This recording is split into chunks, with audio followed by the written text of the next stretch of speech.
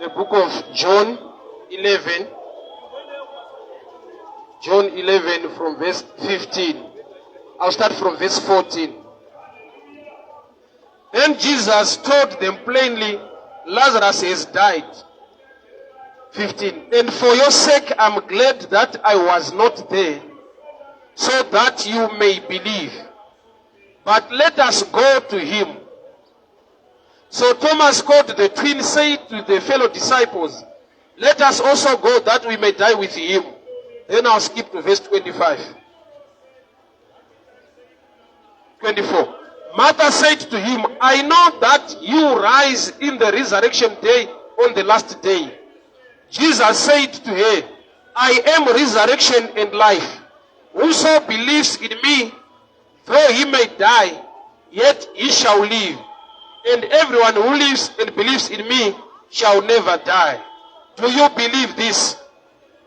She said to him, yes, Lord. I believe that you are Christ, Son of God, who is coming into the world. I don't do that to balance my scripture. John 11:15. John 11:15. Jesu paataura shoko rekuti Lazarus wafa.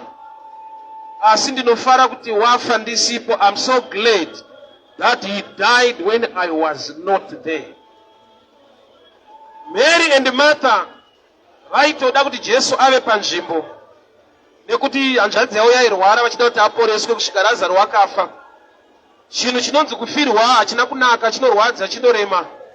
But pano ndiri kunzwa statement iri so shocking.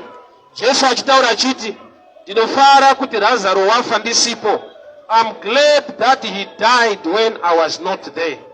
That's John 11:15. And for your sake I'm glad that I was not there, so that you will believe. Let us go to him. Jesu unotaridza kuti pane chakamufadza, yet vasvikirwa nedambudziko nechallenge hazisi kuvaitira zvakanaka, havasi kufara.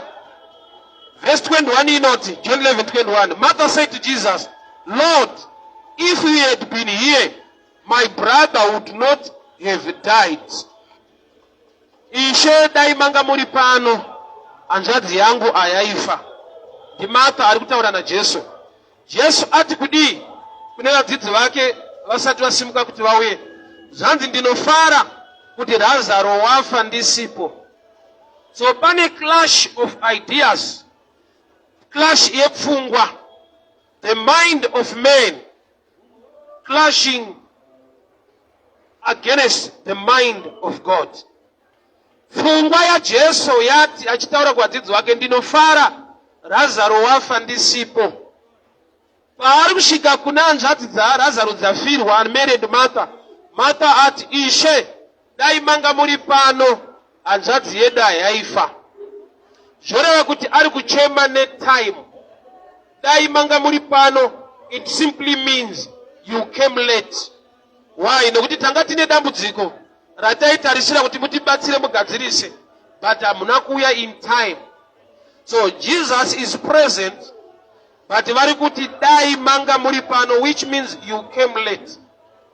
Zvinhu zvizhinji mukurarama zvatinosangana nazvo zvinoita sekunge Mwari vari kuignora kuti havasi kuzvatenda kana kugadzirisa. Zvekuti nyange ukazonzi namata, nyange ukanzi tenda, Mwari vanoita zvinhu. Unenge uchitarisa time uchiti but dai zvakaitika mumazuva aya, dai zvakaitika pamakore aya, pandaiva nechallenge iyi, pandaida kuti Mwari vagadzirise. So Martha ati kuna Jesu, dai manga muri pano, hanzvadzi yangu hayaifa. Urati anga asingade rufu. John 11:15, Jesu wati, ndinofara Lazaro wafa ndisipo. I'm glad that he died ndisiko, for your sake, so you can believe.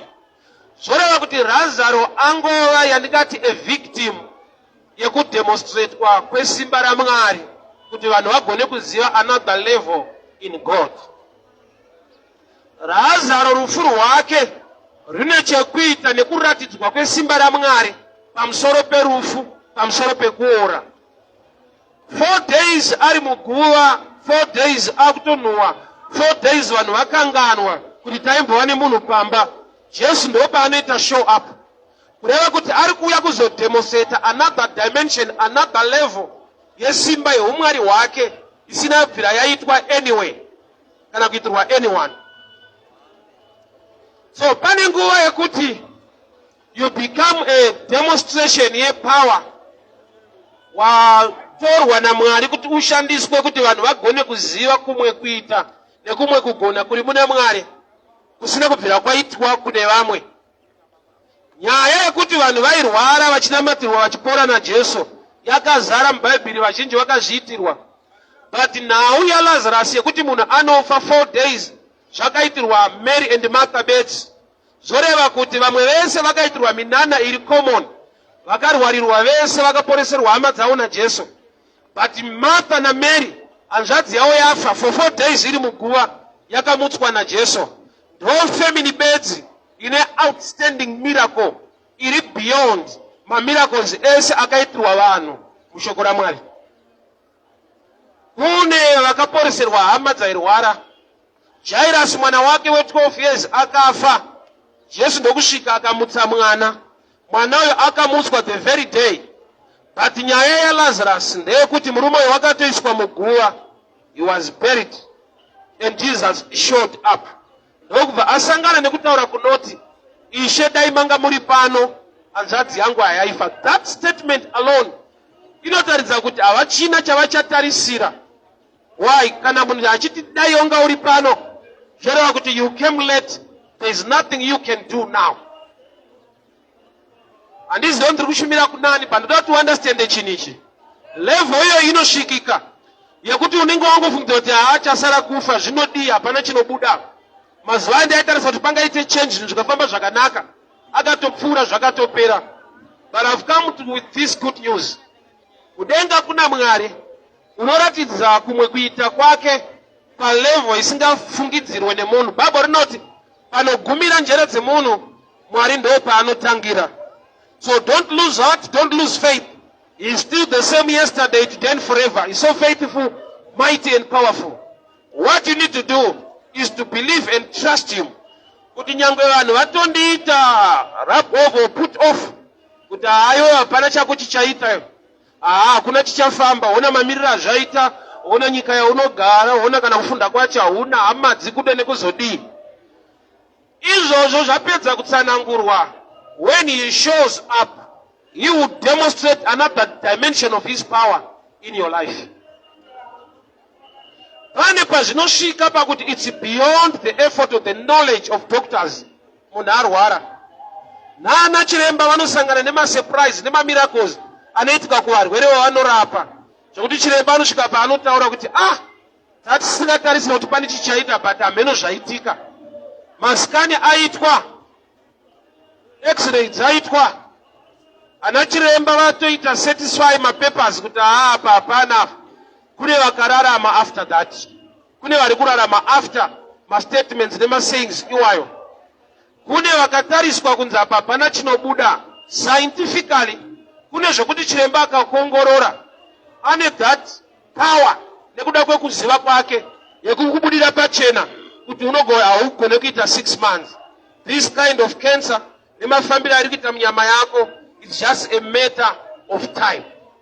Tine vanhu vakaudzwa mazuva iwayo zvechokwadi vakatofa, but kune vakaudzwa mazuva iwayo varipo. It's beyond science and the intelligence of man. So ndiye mumwe chete Mwari iyeyo wekuti Lazaro afa anonzwa kuti now I have the time, the privilege, the opportunity to demonstrate my power in another way. Vazhinji vakaitirwa zvatingati zviri common, kuti vakaporeserwa hama dzairwara. But Mary and Martha vakaitirwa chinhu chisati chamboitirwa mumwe munhu, chekuti Lazarus unofa woiswa muguva. After 4 days Jesus shows up, and haasiye vanhu vachinzi sorry, anosiya vanhu vachinzi makorokoto. Pachimutswa munhu angatofa apa stage yekutonhuwa, but Jesu unoita show up to demonstrate his power. But pane crash, pane kupokana, pane kudhumana, pane kurwisana kwepfungwa dzemunhu naMwari, ndopa ndidenda kuti ndishumire nhasi. Kanzi iye naJesu ndinofara, Lazaro wafa ndisipo. Ozonzwa Jesu asvika Mary naMartha achiti dai manga muri pano, hanzvadzi yedu yaifa. Zvora kuti kufa kwake kwakatirwadza, tikaungudza, tikachema, tikatarisira kuuya kwenyu hamuna kuuya. But iye Jesu asiri kuuya, vanhu vari kufirwa, vari kuchema, aiti kudii? Ari kwaari anoti ndinofara, Lazaro wafa ndisipo. Zvaitika zvekufirwa hazvifadze. But Jesu ari kuti apa ndiri kufara. Why? Nekuti ndawana opportunity yekuti vanhu vagone kuziva another level of power iri muna Jesu wamakatenda. Mwari wedu ndiMwari unoita zvitsva nguva dzose. Zviri beyond human understanding, beyond human control and intelligence. Shoko robva rati panogumira njere dzemunhu, Mwari ndo paanotangira. Iyi haisi nyaya yemubhaibheri bedzi mulife mukurarama kwevanhu. Ndasangana nekumwe kuita kwaMwari muupenyu hwangu kuti pane mazuva 2006 pandairwara ndaenda paNazareta. Matest ese aitwa BP, sugar, matest ese aitwa. Chiremba akushedza murwere one by one achipinda muoffice kunzi ataurwe naye after matest. My case was different pakuti chiremba waitarisira kuti munhu uyu ane matest akanyorwa apa maresults aya afanira kunge achifamba, afanira kunge akatakurwa kana kuti akarara. Why? Nekuti vane zvavanotoona nekuziva kuti ukaona zvasvika stage iyi, energy yekuti munhu afambe hapana, kuti ataura anofanira kunge akangorara. But chiremba wakashamiswa ndichipinda mukati akandibvunza kaviri, ndiwo unonzi Trevor? Ndikati ndiwo une matest aitwa nezvanyorwa apa? Ndoti obva ati sei wauya nani? Ndobva ndati ndega. Chirudzii? Ndikandatoenda makombi. Uchitofamba? Ndikati ndobva azunza musoro wake akabuda panze akadzoka. Chinhu chandakagona kuunderstanda ndechekuti vanhu vanga vari mumawards kuNazareth, marecords avo, matest avaitwa anga ari better than munhu auya achifamba kuNazareth achiti ndiri kurwara nda kurapwa. Zvazviri beyond science and human intelligence. And at that time already chakandisustain kuti ndinge ndiri mutano ndichifamba ipapo, nyangwe matest aitwa ari negative. Mwari vanga vaisa a word in me through a dream. I'm with you, go and preach. Saka ndaibva pandaiparidza parenke kuwadzana nenda kunotora mapiritsi kuNazareth eTP. So marecords paakaitwa, chiremba akashamisika kuti hakuna mhando yemunhu ane urwere hwakadai anofanira kunge achitofamba ega asina vanhu vakamubatirana kana kumutakura. So shocking. Vari mumawadzi vanenge vatori better than munhu auya achifamba achiti ndiri kurwara. Chakandipa strength signs zvichiramba kuti unofamba, ndakava nokutenda Mwari pavakaisa shoko mandiri kuti I am with you, go and minister. His word right over enough to sustain me more than science. I was preaching Kushamba last Tuesday night. Luke chapter 5. Peter paanoti kuna Jesu anzi kandai mambure kwakadzika. Peter unotsanangura kuti chinoita kuti tiraurewo usiku ndopa dzinotibatikei. Number 1. Number 2, takataka kutosha mande tichida kuenda, but according to thy word, nekuda kweshoko renyu taakukanda. Kuti hatichakanda trusting on weather, trusting on any condition, we are trusting your word. Bible ndokubva rati vakabata dzakawandisa, nguva haitendere, mamire ezvinhu haatendere, but dzakabatwa dzakawanda beyond science and human intelligence. Life zvainoita bhururu rega ndikutsanangurira, ine machallenges anogona kuadreswa nevanhu achipera ari palevel yehuman, kogoita machallenges ari beyond human intelligence or education. Matambudziko emhando iwayo pavanhu aripo. Kune matambudziko anoadreswa nekufunda, nekuchenjera, nemaconnections. Kogoita matambudziko ari beyond who is connected to you, how intelligent you are, how educated you are, or else how beautiful, handsome you are, or how strong you are. machallenges iwayo ndo akatowanda manje mulife yevanhu, zvekuti kana munhu akanzi atora madigiri akadii anowirirana naananhingi akazodii, kune machallenges ari beyond human intelligence. Pandakanzwa divorce yaBill Gates naadzimai vake, ndo pandakanoona kuti marriage inogona kutadza kutochengeteka even mari yacho yakawandisa. I was so shocked. Munhu anoramba Bill Gates kuti andichada imba, anenge achidei muupenyu hwake munhu iyeye. Pane chakashota pamamiliyoni acho chisingagone kuti miliyoni rokavhira ipapo chaishota. So mulife mune mamwe mashortages arimo nemachallenges arimo ari beyond human intelligence. Ende iwayo akakuwira ukasaziva kuti ane spiritual drive, you waste time, money and everything. Wotozoona kuti hapana chiri kuchinja. Mukadzi aiva nethe issue of blood, bhabha rinobuda pachena kuti wakapedza mari munana chiremba nen'anga zvichingoita wese kusvika anobata mukombero waJesu. Zvorati issue yake yanga iri beyond doctors, beyond monetary issue, yaingoda nyasha, raingoda simba raMwari. So mukurarama zviriko manje zvokuti iri kukurwisai, iri kumanifesta pane zviri tangible zvinobatika, but the drive behind zviri spiritual. Pauro achibata anoti hatirwe nenyama neropa asi nemweya. Zvoreva kuti tinodenhwa nenyama neropa, tinotukwa nenyama neropa, tinovengwa nenyama neropa, but kana wakuingenja battle yacho, don't focus on flesh and blood. Namwe yataita ndeyekuti tiri kuingenja mubattle with the wrong enemy. Why? Nokuti pazviri kumanifesta zvichibudira, ana chiremba vari so intelligent mukufunda kwavo zvekuti even munhu akarwara vane klasi yavava kuziva yekuti ukaona munhu ane chirwere ichi angangodaro ane chimwe chirwere. For example, anonzi ma-symptoms of a disease, zviratidzo zvechirwere, kutoriwo kurwara but chisiricho chirwere chauri kurwara. For example, munhu kana aine TB anogona kukosora, haana problem yechikosoro, ane problem yeTB. Akarapwa chikosoro chinopera but anofa arapwa. Why? Marapa the symptom, not the disease. Kazhinji munguva yechando vanhu vazhinji vane headache nekuda kwokuti kungonwa mvura munguva yechando kunonetsa. Sa munhu anopedzisira akutsvaka mapirits ekurapa musoro, but asiri kutsvaka nhau yekuti musoro wacho wambotangiswa nei. Sa unopedzisira uchirapa musoro wako but uchitodevelopa another challenge yekuti you lack water in your body. So anonzi ma-symptoms of a disease, katoriwo kachirwere kari kuda kungoti kana waenda kunoda kunorapwa ikako vagone kuzotsvaka chirwere chaicho chakawanda pane kachirwere kari kumanifesta.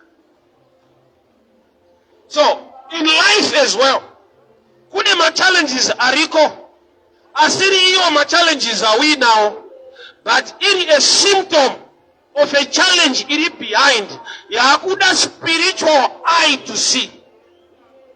Iyakuti unovengwa kubasai, iwo wakangogumira pakuti vanondivenga havandifarire. Kana ukatsvaka nzira dzekuvafadza vanoramba vachikuvenga, nokuti unovengwa nevanhu but mweya wekuruvengwa haasi munhu, mweya unopotera pavanhu vanozokuvenga. So no matter you try to please them, haugone kuvafadza, havagone kukufarira. Why? Nokuti pauri pane mweya wekuvengwa wakonzera kuti vakakukomberedza vakuvenge. Iwo unopedzisira wakudhila nevakakukomberedza kuti vanondivengere, rega handivaitire zvakati, rega tiwirirane tidai.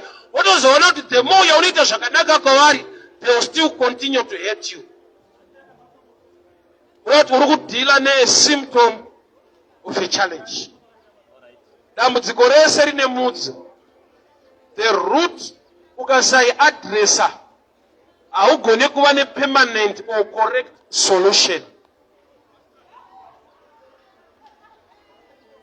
kuti ukasai adresa pauri pakava nemweya wekuti haugone kugara muwanano, unogona kutsvaka knowledge concerning marriage, teaching and everything else, but the spirit iri kuataka wanano yako haina basa kuti waakushandisa manonzi aukopiwa na marriage counselor officer. Challenge ndeyekuti kana mweya iwoyo une vanhu vanousunda kana dhimoni iroro riripo, no matter chakanaka unochiita zvakaita sei, still unonzwa munhu achiti ati handichada nezvako. Munhu otobvunzwa kuti taurai kazvikonzero sei muri kuda kusiyana, anongoti ndaneta. Osa hakuna chinofinhura chekuti chikonzero chinobatika chihombe chaicho hapana, but munhu anongoti handichada. Hauchada adii komudzimai? Handichakwanisa. Ani zvaakanganisa here kuti mwoyo wangu uri kungonzwa kuti handichada. Asati wambunzwa ule nachiremba achitara nemumwe munhu, munhu aenda kuchipatara, onzi aiwa hapana chirwere chataona, iye munhu achirwara. Chirwere chinoshaika pamunhu ari kurwara medically zvekuti mega mwepesera makuzonza musoro kuti but ari kutofa, ari kutopera kamunhu. Indawe kuti hapana chiri kuonekwa, sure hapana chinenge chichionekwa. Why? Because chiri spiritual hachigone kubatika. God bless you. Hachigone kubatika nezviri tangible, nemachinery or nescience. So kana zvakadaro medically, zvinodaro futi mulife chaimo. Kuti dambudziko rako rouri kuti ndo dambudziko rako harisi. Dambudziko chairo rakalanda riri kungomanifesta nechinhu chauritofungidzira kuti ndo dambudziko racho. Thank you so much, my brother. God bless you.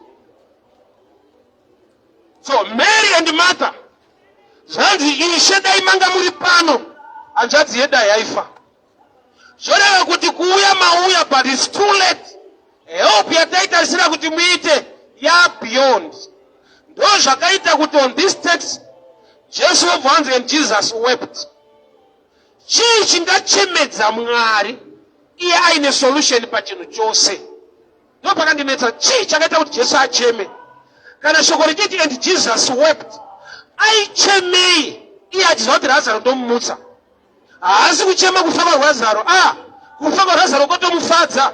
Yandaverenga yati iyo John 11:15. I'm so glad ndinofara Lazaro wafa ndisipo. Kufa kwaLazaro kwakafadza Jesu, hakuna kumuchemedza. Saka paakauya kumba kwaMary and Martha, chakaita kuti Bible rozoti John 11:36 and Jesus wept, inyaya yekuti haasi kuchema afa, ari kuchema the level of understanding ine vanhu vafirwa. Ipi? Yekuti dai manga muri pano, Jesu ari kuti mandiri hamuna past tense. I am the same yesterday, today and forever. Izwi rekuti dai manga muri pano rakafanana nekuti chinono kana kuti mauya henyu but hazvisina basa. Dai manga muri pano kuti uwepo hwenyu now does not help. Ndo zvakaita kuti Jesu acheme kuti asamundizive kuti I am the same yesterday. Pamainida ipapo kana ndatouya nhasi ndine marizauti akafanana. Kana maida kuti Lazaro apora achirwara ndikasauya, even ndauya afa anomuka ende anomuka akapora futi.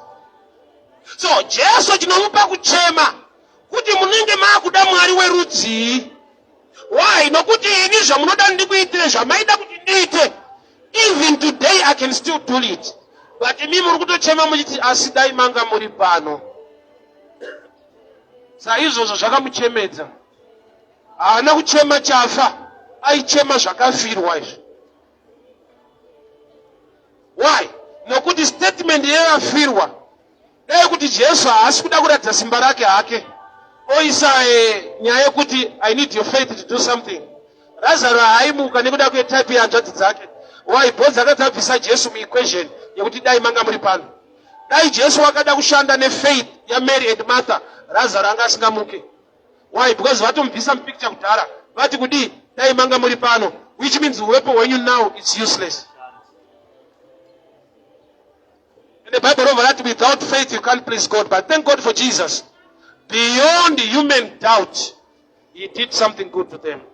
Mwari ngaaitewo saizvozvo muupenyu hwako. Kune machallenges iwayo mulife. ekuti kana pakaparidzwa sei pakanzi kuti wega unozvinzwa mauri kuti hai nini yangu hapana. Mwari ane simba rekugona kutokuitira zviri beyond the level of your faith. Kune zvakaitwa naMwari kwandiri zvandaishama kuti andabvira ndazvirota kana kuzvifunga, but vakazviita zvikatondishamisa. Kana tichiti Mwari anoshamisa, haashamisa vana vesangano chete, anoshamisa munhu wese, even the prophet or the pastor. Why? Because ane kumwe kuita kuri beyond your faith. Vanoda faith kuti Mwari vaite zvinhu. Pari pamwe pekuti Mwari vanoita zvinhu above the level of your faith. Why? Nokururama nekugona kwavo. So Mary and Martha, they are not happy in the presence ya Jesu. Saka panzi dai manga muri pano, which means you came late. Tangati shikudai, but kana matoya izvezvi zvapachena kuti hatichakudai nokuti uwepo hwenyu haugone kutipa zvataida. And Jesus wept. Achichemei Jesu nokuti matadza kutiziva. Hama dzangu chimwe chinhu chiri kuitika ndechekuti vanhu mavari hamuna kuziva Mwari kuri dhipa. Vanhu vanongoziva kuti tichafa tichaenda kudenga. Pane kuziva kunofanirwa kudyarika mauri. Your level of knowledge inopa Mwari another dimension yekuoperata mauri. Daniel 11:32 inoti vanoziva Mwari wavo vachava nesimba, vachaita mabasa makuru. Those who know their God, they shall be strong and do exploits. Kuti your level of knowledge inovhura mukana wakakura wekuita kwaMwari muupenyu hwako. It's true, but God will meet you at the point of need. But it's also true in another dimension. God will meet you at the point or at the level of your knowledge. Pani murume akatuma vanhu. Jairus mwana arwara afa. Kune murume akabva kumba akaenda kuna Jairus na Jesu. Akati chiregera kunetsa tenzi mwana afa. Jesu haana kuti akana afa, it's okay, it's okay. Jesu akati kuna Jairus, only believe. Jesu akasvika kumba akamutsa mwana. Kureva kuti vanhu vakabva kumba, vanhu vanoziva kuti taimuda nekuti mwana airwara. Kana atofa usanetsa tenzi mwana afa. Yeti tenzi wacho ndiwo simba rekumuka. So pane pamwe patinofungidzira kuti ndofunga Mwari ane pastor kune dzimwe church. The secret yesimba raMwari rinorivhirwa pa level of knowledge ine vanhu vari kunamata Mwari wacho. Chimwe zvaunofungidzira kuti Mwari haaite anoita, but anoitira vanhu vanozvitenda uye nekuzvinzwisisa. Roma izwi rinoti multi-purpose, vazhinji tinoriziva. Kureva kuti mabasa mazhinji anogona kuitwa nechinhu, multi-purpose. Munhu akanwa drink akakanda chigubhu pasi, apedza nedrink kana nemvura. But kune vanoita recycling, vanenge vachitoona business nebasa. Kureva kuti chinhu pachinopera basa kwauri, chinotanga basa kune umwe. Look at that example, no you understand. Munhu akanwa drink akapedza akanda chigubhu pasi, pano anouya achinhonga, ari kunhonga ari kupa picture kuti warasa basa. Warasa mukana wokurarama wavamwe vanhu. Kwauri zvapera basa, kune vamwe zvatanga. Vane mindset yandiri kuti multi-purpose. So Mwari wedu ndiMwari unoita zvizhinji, maringe zvizhinji zvaunoziva pamusoro pake. Ukamutora seanongoporesa arwere asingamutse vakafa, waisa a limitation pakuratidzwa kwesimba rake pane zvakafa muupenyu hwako. Tina Mwari watakaudzwa, it's one side. Kogoita Mwari waunofanirwa kuziva personally. Pane kuziva Mwari through teaching or by revelation, nekuzoziva Mwari through personal knowledge. Ukama wokuti he reveals himself to you. So munhu akagumira paMwari waanoudzwa, zvoreva kuti une mhando yaMwari wawakaita kutsanangurirwa. Akakutsanangurira paakagumira kuziva, ndopakagumira iwe kuziva type yaMwari wacho. Life zvafanira kuti munhu waunokopa muri kuchikoro, level yekuziva kwake ndokuziva kwako. Auende beyond munhu wauri kukopa. So munhu anokudzidzisa anogona kutova a blockage, akakuudza type yaMwari waakaziva iye, akasakuudza Mwari zvaari zvese. I'll give an example. Wakaita mapofu matatu. So paka uya nzou vaenda kucamp park. Ndobva vanzibatai. Umwe ndokubva abata the trunk. Umwe ndokubva abata nzeve. Umwe ndokubata gumbo. Vari mapofu ari matatu vabata different parts. Elephant yakakura. Mumwe nemumwe aenda kunotsanangurira vanhu pamusoro penzou. Aitaura area yaakabata. Akabata nzeve aingoti nzou inenge rusero. Akabatawo the trunk aiti nzou ihosepipe. Akabata gumbo aingotiwo nzou iduri. Vese zvavari kutaura zviri panzou, but tikazvibatanidza haisi nzou yese. So level of knowledge ina anokudzidzisa iwe usingade kutsvaka Mwari sedunga munhu ilimitation, because zvaunoudzwa ndo zvauchaziva. Zvandisingazive hautenderwe kuziva nokuti anokuzivisa ndini. Manje kana iri kunamata Mwari, even una anokuparidzira, have a relationship with him so he can reveal himself to you on a personal level. Mwari waunoudzwa naanokuudza ndiye Mwari waunogona kuziva. Takakura tichiudzwa kunzi ukafa unoenda kudenga. Takaudzwa Mwari akamirira vanhu kuti vafe kuti aonane nawo. Ende Mwari takamudzwa kwenguva yakareba kuti nawe kunamata ukanamata so unobva wanofa, upenyu hwako unoita umwe upenyu kudenga kana wafa. Zvekuti naye atiparidzira aiti tendeuka uzive kuti unofa rini. Vanga vane vhangeri rine rufu mukati, vachisiya vhangeri rine rufu rwaJesu, vachitaura rwangu kuti handisomba kuvhundutsira so, but unogona kutofa ubva panapo dai watendeuka. Vanhu vaiudzwa rufu rwavo, vasingaudzwa kunzi kuna akakufira paKalvari kuti uve neupenyu, but vanhu vaiudzwa kupera kweupenyu hwavo, vasingaudzwa upenyu hwake hwaakaisa padanda kuti hwako uende zvakanaka.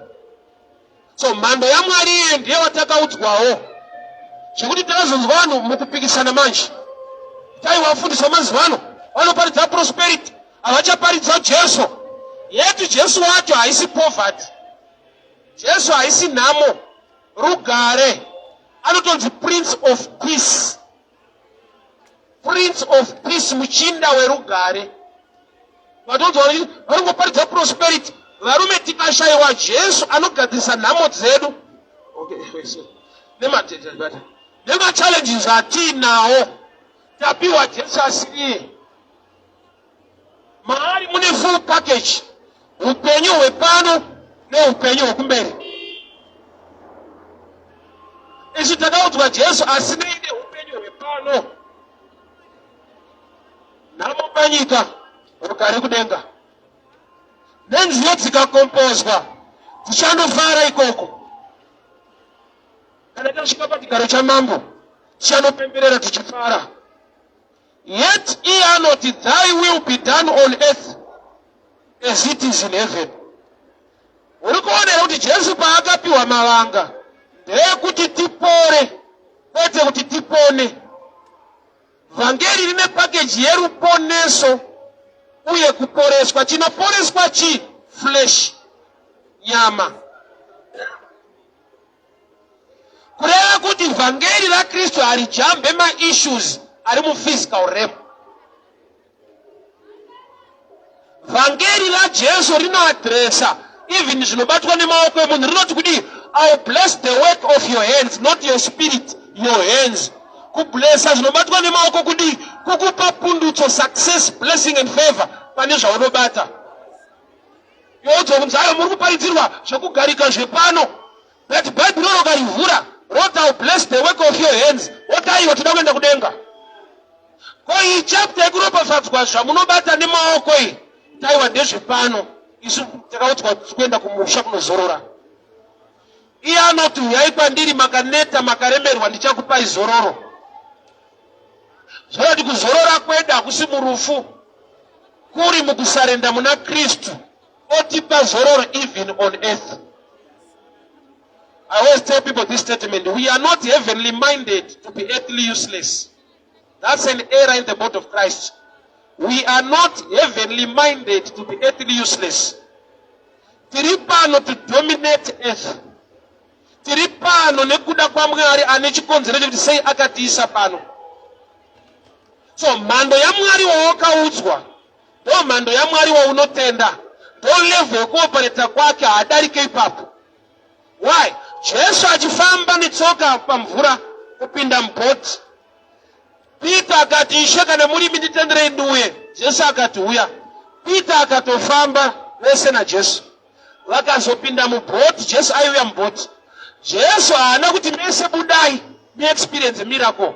Akati kuna Peter uya, kwete uyai, kuti anoshanda neanotenda neanoda. So iyo yerugare iri pachoice futi. Haumanikidzwe kugarika kana uchitenda kuti uchagarika kudenga. Pana haumanikidzwe.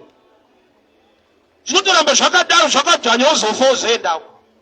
Why? Nokuti Mwari wedu haasi muprogramu yekumanikidzana. Kune inonzi free will. You make your own choice. Even ichitoparidza kudai, isarudzo yako kuzvida kana kusada, kutenda kana kusatenda. Ena alifana kupoikana kana kukumanikidza kana kunetseka newe kana kuti hanzi nokukesa kuti hausi kuteerera wakazodii. Vhangeri iri ndere choice. So the level of knowledge, mhando yekuziva, inokonzera kuita kwaMwari muupenyu hwako. Iwo itoudza kuti ndofunga Mwari uyu kune dzimwe chechi ari so powerful. Hakuna kuchechi kwaari powerful. Mwari unopareta maringe the level of your faith and your belief in any church. Vanhu vati mchiti any church, hakuna here chechi chai yaJesu. Bhaibheri rangu rinoti miviri yedu itemberi yaJehovha. Iye anopinda isusu, isi tisitopinda Anglican nana Roma. Iye haapinda idzodzo, anopinda isusu. Vati nauye ukama hwemunhu naMwari ndo vhangeri chairo reumambo, more than kuti munopinda kupi muchibata rini chingani. Samson abatwa nevaFilistia, Judges 16. Abatwa nevaFilistia akanoiswa muchechi yainamatwa chivezwa chainzi Dagon, the temple of the Philistines. Vamubvisa meso ndokubva anamata achiti Mwari, restore me again my strength for the sake of my eyes. Remember, he's not in Israel, ari to the land of the Philistines. Ari muchechi isinganamatwe Mwari wokwaIsraeri, inonamatwa chivezwa. Pachii chakaitika paakanamata, Mwari vakamunzwa vakamupa simba ari muwrong church. Zvoreva kuti Mwari wedu haana problem nekuti unopinda kupi, ane problem nekuti akapinda iwewe. Why? Nokuti kana achida kuita zvinhu newe wakatenda maari nemwanakomana wake Jesu, anoita asina kubvira ati tangobuda chechi iyo because haina power, tangobuda chechi iyo because haisi serious. To belong to a church or an organization haisi issue, but to belong to you, that's where it matters most. Samson in the wrong church was granted power again in the temple of the Philistines. Wainamatwa Dagon and idol. Akati Mwari ndipei simba, Mwari vakamupa in the wrong church.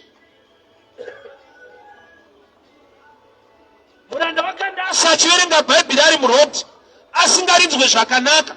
Mwari vakamutumira Philip akaparidza mugwenga muroad, akatobhabhatidza munhu zvisina kunyoreswa kuchechi. The Ethiopian eunuch was baptized outside the systems of a church. Kwaatobva kuchechi kwacho haana kubhabhatidzwa, ari kubhabhatidzwa. Ari kubhabhatidzwa munzira. Sei achibhabhatidzwa munzira? Atenda. Ruponeso rwemunhu rwakavigwa mukutenda kwete muorganization. You can be in a church you are not very serious, very powerful, and yet God is not with you. So being in a certain place haisi nyaya, but in that place kuva naye popa ne nyaya. Evangeli rakatsurwa Peter pana Matthew 17, Mount of Transfiguration. Peter ati kuti zvakanaka kuti tiri pano. Daenda vaka church temberi ya Elijah neya Moses neyenyu. Ari pakati pekutaura Bhaibheri rinoti shongwe yegore ndokubva yadzika, Moses naElijah ndokubva vadisappear, pakasara Jesu bedzi. Nokuti Peter aida kuvaka kutenda kwake kumaprofita, asingade kuvaka pana Kristu, uye anga aenzanisa Jesu naMoses uye naElijah, nokuti aida kuvakira zvakafanana. Thank God for the people of Israel. Pana ndiri kuIsrael about 2 weeks ago, takaenda pagomo iroro, pakatovapo 3 machechi vakangozviita in memory kuitika kwakaitika zvineipapapo. But ndinoda kuona picture yekuti zvavakaita kuIsrael. Pane machechi 3, the biggest one iri pakati ndeyaJesu, kune kamwe kadiki kuright kamwe kari kuleft, turi tudiki. To me zvakangoshowa a picture yekuti now they understand kuti you cannot compare a prophet and God. So level of knowledge ine nyaya. Pani pekuti Mwari vanoita zvinhu, but chinzwa Mwari vacho vachitaura vanoti vanhu vangu vaparara nekushaiwa ruzivo. Imi Mwari vanhu ava ndevenyu, mavaiga sei vachiparara? Pani pekuti Mwari vanoita zvinhu mulife mako maringe the level of knowledge, because knowledge does not create a believing. Knowledge, information does not create a level of faith. Faith comes by hearing. Hearing kundwa information in knowledge. So Mwari paano act according to your faith, vari act according to your knowledge. Kutenda kunouya nekunzwa shoko raMwari. Zvakati shoko raMwari raunonzwa ndo rinogadzira chinonzi faith. Saka faith iproduct ye-knowledge, kwete ye-problem. Kuti handinotenda kuti Mwari vanozviita, ndotenda kuti Mwari vanozviita. Kana mauri musina knowledge, hamuna chinonzi faith. Mune shungu kana kuti chivindi kana kuti kushinga. Kuti vanotoita chete ndiri mwana wavo, vanozviratidza Mwari vanoita chete. Faith nechivindi zvakasiyana. Kushinga nekuziva zvakasiyana. A lot of believers vane chivindi vakashinga. Mwari vachazviita chete. Miraone pane zvichaitika. Without faith you can't please God. Faith is product ye hearing. Hearing is picture ye knowledge. So kutsvaka ruzivo pamusoro peshoko raMwari kunokosha. Uye kutsvaka Mwari even through prayer kunokosha. Pane pekuti Mwari vanozvirevhera not through scriptures, but when you pray to him, he reveals himself to you. Ichiparidzwa une mhando yaMwari waunonzwa, uchinyengetera une mamwe manziro aunoita muna Mwari iye. So pane paanopareta pa level ye knowledge. Mary and Martha vati chedai manga muri pano, hadzadzi yedu yaifa. Kureva kuti mauya henyu but it's too late. Mauya henyu but patai kudai ndo pamakatirasisa. Mauya henyu but hatina zvatichatarisira kuti muchaita. Kuti dai kureva kuti you missed time and the blessing yataida. And at the same text, maybe I need to read again. Inotaridza kuti ndo pakarekodwa kuti Jesu wakachema. Anochemei kana ane simba rekumutsa Lazaro. Anochemei kana achiziva kuti Lazaro ndomutsa. Haasi kuchema nawo nekuti Lazaro wafa. Ari kuchema level of knowledge ine hama dzaLazaro dzafirwa. So pari pamwe pekuti Mwari vakakutarisa, ivo ndo vanochema paproblem yako. Why? Because vanoigona iri easy pavari kuti vaite, but your level of faith in him haipo. Let me help you this way. Patiri panapa pane masaisai, pane mawaves, ema network, ema phone. But kana usina phone, hauna information ya unowana, hauna munhu anokucommunicate naye from anywhere. Ari paside pako zvichiitika. So faith yafanana negadget ino attract mawaves. Kana uya ine phone, baba vasina, uyu anoreceive a message. Masaisai iwe andopfuura nepana baba, abate. Anonobata pane gadget. Havana kusarudzwa. Ivo ndo vasina. Saka vachiita kunge vanosarudzwa. Mwari wedu is not a respecter of persons. Munhu wese pamberi paMwari wakakosha, takakosha zvakafanana. But Mwari wedu haaite zvakafanana muupenyu hwedu. Even achitida zvakafanana. Somebody the question against me. Aiwa, kana muchiti Mwari anotida zvakafanana, seupenyu hwedu hwakasiyana. Ndikachinoita kuti husiyane achitida zvakafanana, isu hatimude zvakafanana. Vamwe yekunamata yekutandara kuwaila kupedza time. Unototi pa spare time ndipo unozongomira umbudza kuti tiri kuti kudii. Mauri zvokukoshesa kunaka nekugona kwaMwari hazvimo. Pauri inenge I met people pane mazuva ndagara kuwadzana. pane musi wataibva ku all night prayer tichipfuura panonzi pasunset pane bhawaso machinda anga aripo ndokubva andishedza vakutondintrodusa kuna umwe zanzi watiziva right tinoti varaidza tonaza dzinorova saka pane vanondinga vachitovarayirwawo zvavo uchitoshumira kunaka kwamwari nekugona kwake kuti hande mwari upenyu vandudzike kuno vanongoti zvese zvaisi nyaya toda kumbovarayirwa chikoro kumwe chete kwakapasa vamwe vangu ndokwandakafoira tiri musame class taipiwa manotsi akafanana aipasisa but aisvikira pana tsano asiri serious. So you can be in the right place but kana usiri serious auwane maresults anowanikwa nevamwe. Iwo vanoti asike kune chechi yacho because haina power. Hakuna chechi ine power. Bible rangu rinoti there is power in the name of Jesus. Iye Jesu anotendwa kune dzimwe chechi mukamutenda muri penyu anoita. Hapana panodai mabuda in chechi haisi serious. Chechi yenye yakazodai so your level of knowledge, level of faith attracts the power of God to manifest in your life. Naona vanhu vanoitirwa zvikuru naMwari vasingapinde kwatopinda. Ndafoti Mwari anoita kwedu chete kaini. Vanomutenda vari kwavari ikoko ane zvaanoita nawo zvokuti unorushama saka Mwari ane vanhu vake kunoko.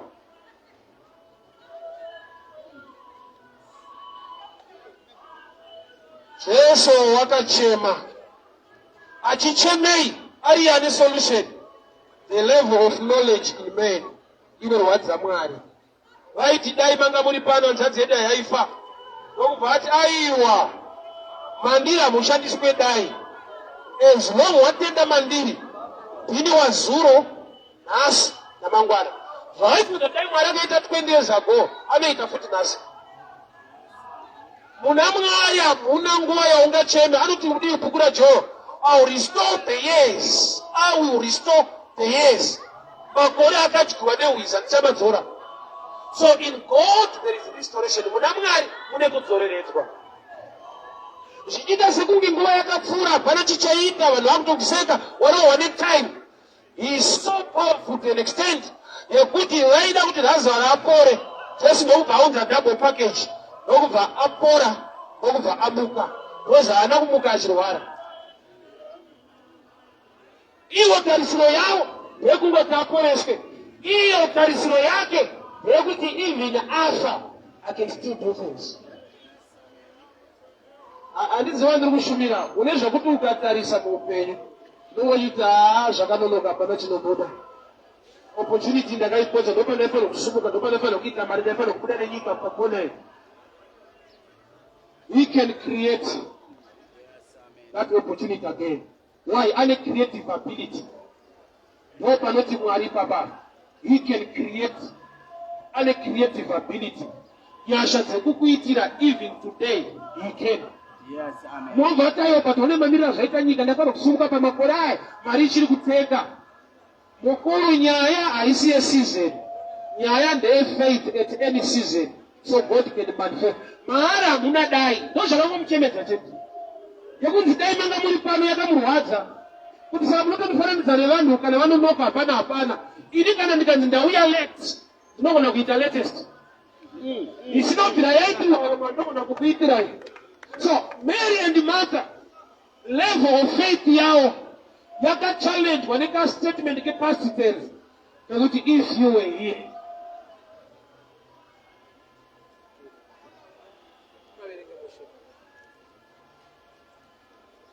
John 11, 34 and 35. 34 that. And he said, where have you laid him? They said to him, Lord, come and see. And Jesus wept. Mwari kubuda misodzi. Mwari wamasimbozi. Asina chaanotadza. Zvakarekodwa kunzi akachema. Achichemei iye achigona zvese. Aichema the level of knowledge. Statement yataurwa yekunzi dai manga muri pano yambobvisa program muequation. But you came late, there is no need. Opa akasvika pakuchema kuti saka vanhu vanondiziva rini manje kuti ndiri Mwari asina past tense. Anongova the same yesterday, today, forever. Opportunities mikana yawakapotsa ese kumashure. He can do it now. iwo bwati apatikane ndopa zvakarongeka manje mamiriro azvaita ari muguwa 4 days aora anongoshodzera achiti Lazarus come out. Ende ukaverenga zvakanaka rinotaridza kuti mavigiro avaita, thank God, New Testament inonetsa kuparidza mazuva ano chikonzero pese pandoparidza ndakapasvika, saka unenge wada kungoti I was there. Baba mundiregerera mushaka chine kadzungu kekuIsraeri metani kuti vana Lazaro. So muguva macho mune masteps zvikowabuda uku chavaita vaita anonzi mafamily grave. Munhu aigwa nhasi pakazofamba moigwa imomo riri bako raiswa dombo but maitodzika kupinda mukati nemasteps kuenda muguva. So Lazarus paakavigwa traditionally mavigiro avo munhu anenge akamonerwa machira kubva angogadzikwa akamonerwa machira. Jesu haana kuti vanhu pindai mukati mumutore, akangoti Lazarus come out. Nemasteps arimo iye akasungwa, haagone kana kustrecha makumbo, asi Bhaibheri rinoti akabuda. Pekuti akabuda pakanyorwa tinozvitenda Lazaro wakabuda panze. Chandinopenda uye nekuziva munhu akasungwa hakwanise kubuda zvinoreva kuti akaburiswa. Vanhu vakafunza kuti abuda. Bhaibheri rambidze kufunga timbofunga mbichana makumbo akapombwa netambo akasungwa wobva wanzi uya kuno haukwanise kuuya wakasungwa. Saka chii chakaitika? Lazaro kuzomona ari panze tambo nokuti abuda. Jesu ndopaakati kusunungurei. Zvingarevei muupenyu hwako nhasi zvakasunga kudaro Mwari vakataura shoko zvako zvinoita. Yes, amen. Vanhu ngavashamiswe vapanze. Vanhu ngavashamiswe vapanze wabuda. Moshaya kuti waburitswa netsika ipi nechii chaitwa wobva wangodza ndiye Mwari anoburitsa vakasungwa. Ikonomi yakasunga masikiro yaakaita, pane zvinobuda, pane zvinogona kuitika zvikaendeka muupenyu.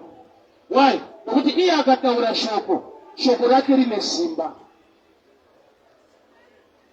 In the beginning was the word was with God. Iye Mwari wacho ndiye shoko.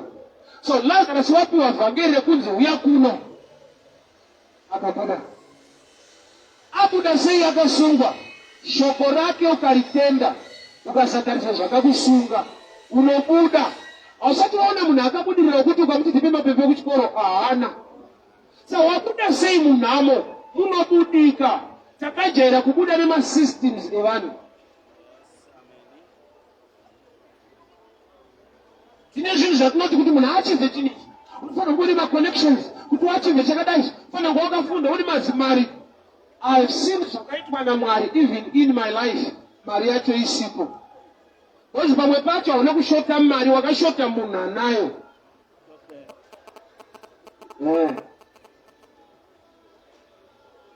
Ndinozvati kuti munhu aine motikari unofanira kutenga mari yacho kuti utenge. But ini ndinayo ndandisina mari yacho, ndakaita munhu anga ane mari yacho akatitengera kuti mota. Zvakasunga, usina kana salary, usina kana chekuti unoita sei, kuerekana wakuchinja magiya. Anoburitsa vakasungwa netambo. Atanga abvisa tambo, anoda kumbodemonstrata kumakaita kwako zviripo, anobuda. Ati pandada ndepekuti Jesus wept. Jesu akachema. Iye ambotaura achiti ndinofara Lazaro wafa ndisipo. Saka pari kuchema, haasi kuchema Lazaro. Why? Nokuti rufu rwaLazaro rwakamufadza. Ndipaverenge futi. John 11:15. Jesus said, Lazarus is dead, and for your sake I'm glad I was not dead. Jesu chaiye kutaura parufu rwemunhu ndinofara kuti munhu akafa. Hanzvadzi dzafirwa dzikati shede kanga muri pano, hanzvadzi yedu yaifa. Iye ati kudii? Rufu irwo rurikundiitira mushi. Why? Nokuti maari manje hamuna pasitenze kuti dai manga muri pano, chero pawira ipapo mari dzauti amaida moawana. Maida kuti Lazaro apore, aregere kufa. Zvese zviri zviviri kuuya kwatoita Jesu muri kuzviwana. So dambudziko redu now level of knowledge tine mapasitens atakaisa kuna Mwari anova the same yesterday, today and forever. If you were here haitaurwe kuna Mwari, dai manga muri pano haitaurwe kuna Mwari iwoyo, nokuti kana vatovepo he can restore the years. Kana ivo vavepo he can restore the times. So wakaipa unogona kukunyepera kana kuzerezera kuti aiwa ofana kwavasimuka gore rakati wakavharwa pepe mari dzako ndoba waifana kusimuka nekubudirira. I've come to tell you this. Ukatenda maari abuna past days, he is the same yesterday, today and forever. But mind yemunhu manje inorwiswa nemamiriro akaita zvinhu, wototi aiwa mutare zvazvetori bhozvo, kutoti dai mazhete angu meti dzangu dzakaita ipapo ndaifanirwa ndatodai. Anozviita Mwari, auya late, anenge ane latest. Hakuna vanhu vakaitirwa munana sevakaitirwa married mother wokumutirwa kuti wakafa 4 days. Vazhinji vese vatinonzwawo kana mwana waJairus anga achangofa ndokubva amutswa. Vazhinji vairwara vaiporeswa, but akafa 4 days akamutswa ndiRazaro. An outstanding miracle. Sei zvichiitika paari manje. Maybe I need to read again. Mary and Martha vachituma shoko kuna Jesu, vanoti Razaro wamunoda arwara. Oh, Jesu na Razaro vane ukama wakanaka. Yes. Ko kana munhu ane ukama zvakanaka nemumwe, anode kuitora seimejezi nyaya kana Mwari dambudziko kuti amhanye. So there are times ekuti vanhu vanogona kukujaja kuti Mwari hasi kukuitira wozukama wako huna kubira mushi. Let me read all the other side of God. Nokuti kuna Job zvakaitika, vanhu vakaenda mastatement avakataura kuti aunenge wakatadzira Mwari sezvichiitika kwauri. Iro Bhaibheri rakapupura pamusoro paJob kuti Job anga akarurama ainzvenga zvakaipa, but kune zvakaipa zvakamuinga iye achinzvenga zvakaipa. Vanhu vakava ne-wrong picture. Vanhu vane kutaura kusiku kana wafesa challenge, hausi serious, hauna mate, haurevese uri toti dai Mwari achikunzwa sei asingakunzwe. Our cases anenge ari different. Pano pandiri kuverenga paRazaro panotaridza kuti Razaro naJesu vaiva ne-good relationship, a very good relationship. Shoko rakatumwa kuna Jesu nderekuti wamunodisa. I'll read John 11 verse 3. So the sisters said to him, saying, Lord, he whom you love is ill. Zvaitozikana kuti Jesu anoda Razaro. Zvanzi Ishe, Razaro wamunoda arwara. Iyo yokuti wamunoda iyi ndokuva yaifanira kusimbisa nyaya kuti amupesa wakurekane manje. And the Bible noted over either 2 more days. Verse 6. So he heard that Lazarus was ill, and he stayed 2 days longer in that place. No immediate case in him. Bible says, "Abana bantu Jesu akitaka zomanya, kaitika problem." Kana abana bantu manya. No immediate case in him. Was chero time yashika. Can do the same. Chanaenda kuti aite before that time. Manje ndizozosvika Razaro afa. He stayed 2 more days. Why? Because paanozouya anongopa maresults amaitarisira dai akauya 2 days before. So it's never too late in him. Kana watienda muna Mwari hapana chanonoka mauri. Why? Because Mwari hamuna past tense. He is the same yesterday, today and forever. Situation mamiriro akaita zvinhu anenge achikuudzawo. Ndichinoparidza kudai situation dzinoparidza. Ndichiparidza kudai financial issues ari against your life anenge achiparidza. Ndichiparidza utano hwako usina kumira mushe unenge uchiparidza. Ndichiparidza hama dzakakumaka usina kuenda neyo zvinenge zvichiparidza mauri. Zvichida kudzidzemba kuti unzwe. Nokuti shoko rikapanza kuti asi dai vakauya zvichidai. He can restore the years. Nokuti maari hamuna past tense. He is the same yesterday, today and forever. Anoramba ari Mwari, zuro nhasi namangwana. Chaakudiwa kutenda kwako, aregere kuchema iye, pari kuchema iwewe. Apa hama dzakachema kuti. But Jesu auya John 11:25, Jesu ndobva achema hama dzaichema kuti. Why? Nokuti pamuri kuti dai manga muri pano, Jesu ari kuti saka hamundizive, tinowirirana zvedu but hamundizive. Ona there are times kuti vanhu vanogona kunge vachiwirirana kana kutogara vese, but mumwe asingazive deeper concerning munhu wainaye. Ndakazviona kuti mumarriage, murume akanetsana nemukadzi, unzwa murume akudza mukadzi kuti haundizive. Iwane 30 years vese, 20 years vese, unzwa murume akuti haundizive. Ichokwadi, munhu anogona kusaziva munhu neimwe nzira, achiziva rimwe side. So Lazarus, ushamwari hwake na Jesu, ukama wa Jesu na Mary and Martha, nyangwe wanga uripo, but level of knowledge yanga iri shoma. Saka vakati dai manga muri pano, dai vaizoti kuuya kwaita kuti anomuka, vaifanirwa kufara kuti dzauya, vanonga pakauya Jesu havana kufara. Wachinoedza nchii kuti havana kufara? Vakati dai manga muri pano, but it's too late. Naitarisira uwepo wenyu, but now it's too late. Only if you were here. That's my brother. God bless you. Yeah, ila mayangu akagara sisi 10 years kwanza now. Yeah, ndio wangu ndio chauko kwao. Sasa ndio wangu. So happy to see you. So, statement rekuti ishe dai manga muri pano rakarwadza Jesu. Why? Because zvaari kuda kuvaitira hazvina ine time. He is the same yesterday, today and forever. But kune vanhu vari vasvikirwa naiyeye anova the same, vari kudaiwa if you were here. Saka Bible rakazorekodha mapa 35 kuti Jesus wept. Anochemei kana achigona kumutsa Lazaro? Mwari chiripo nechingamuchemedze iye ari Mwari? Hapana. But inda zvakarekodwa kuti Jesus wept, anga asingacheme dambudziko rekufirwa kwevanhu, anga akuchema the lack of knowledge ine vanhu vane dambudziko. Yavati if you were here, dai manga muri pano, Jesu maari hamuna past tense.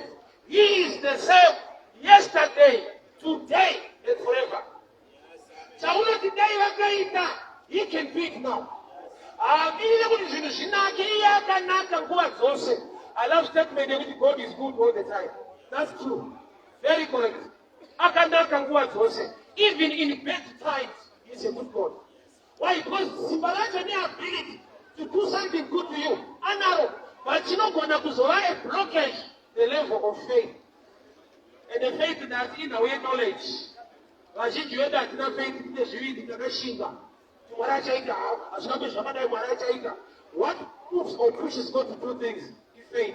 And the faith comes by hearing. Hearing by the word of God. Which means faith is product information. Saka kuti Satana akakwataka zvokuti Bhaibheri haungofamba naro. Nonzi rako chairo Bhaibheri hazviti.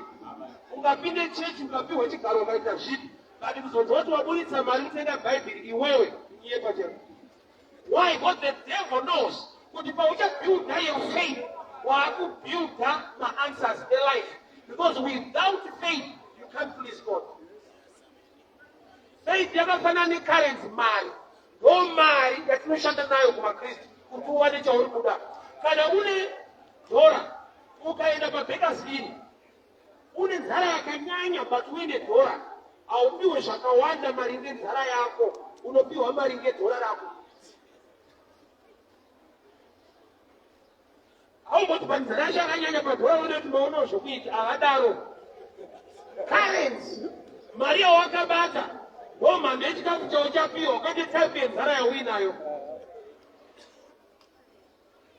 Uchitoda sadza unopiwa mabhanzi ako 4. Woti pati nzara ndine ndesadza chaonzi but mari yacho manje. So faith kana yafanana necurrency. Kana ukava zvine zvishuwo zviri beyond the level of faith, hapana zvinoita. Unless mwari wakuwanira nyasha vakuita a miracle iri beyond the level of your faith. of which Mwari izvozvo vanomuzviita at times. Kuti pasina ine faith yako, you can do things to prove that is God.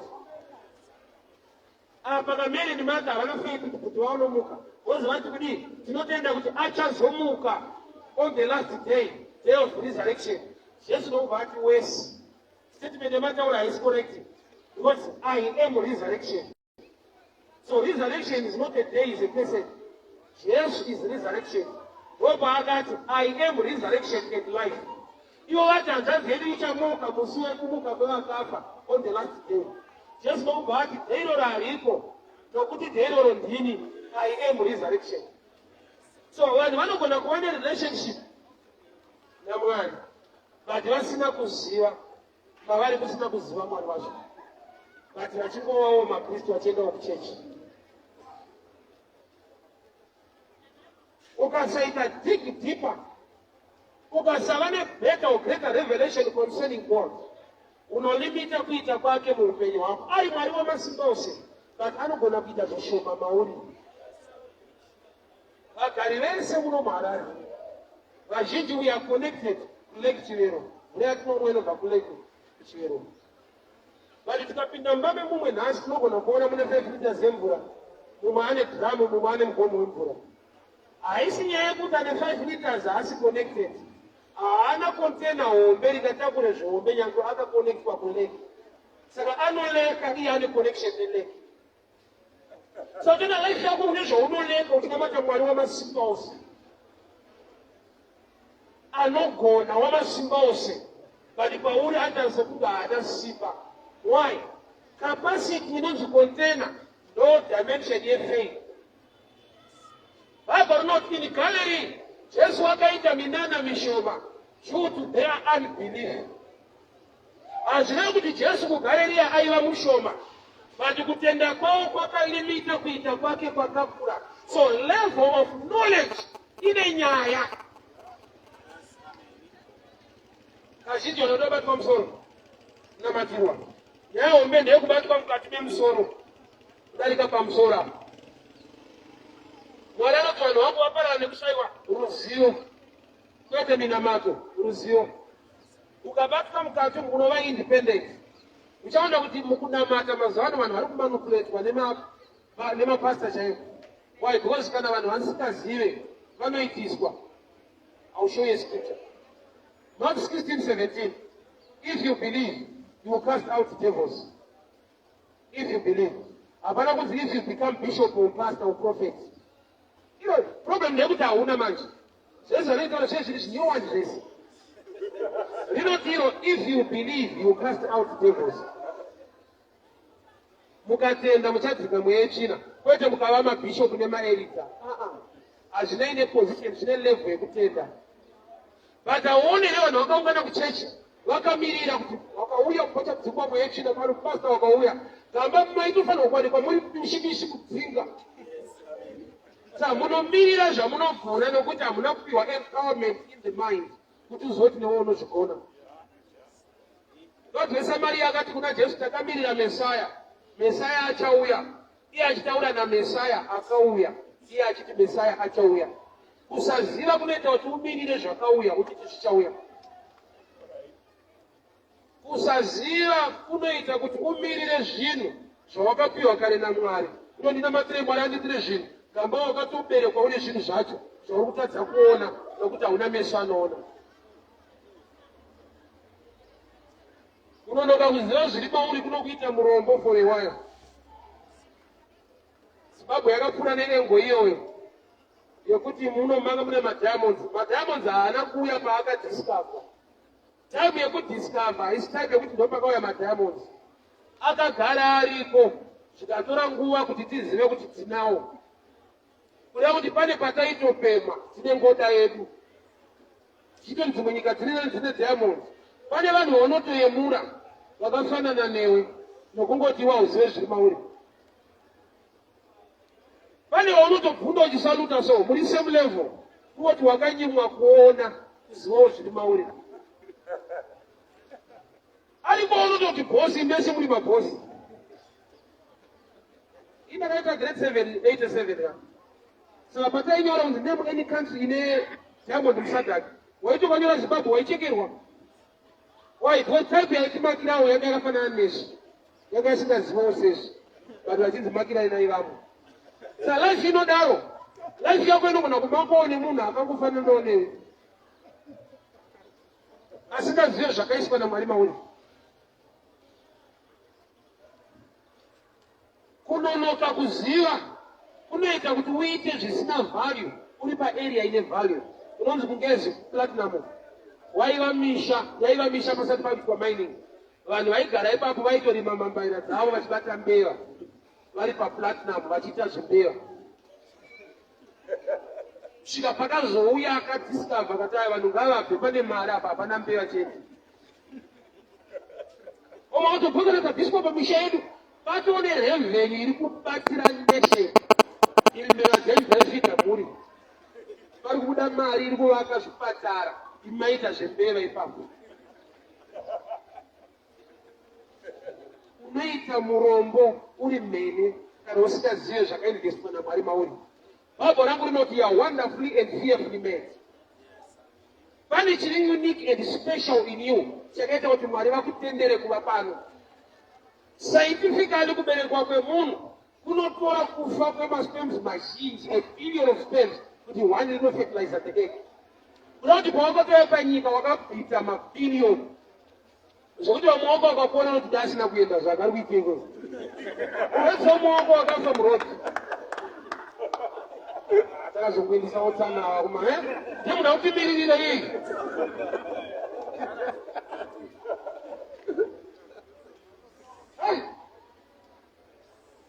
you need to acquire knowledge.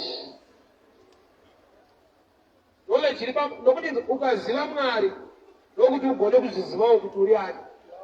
Shoko raMwari rinenge miracles. Ukaenda pagrass ndopaunogona kuona kuti une madziwa kana kuti maboni. Ndopaunonyasoona zvauri uri pagrass. So the word of God is like a mirror. You know yourself better when you know the word or when you know him. Hausi munhu wemanga kunyepa chero. Inyika yawakauya nevanhu vakakukomberedza.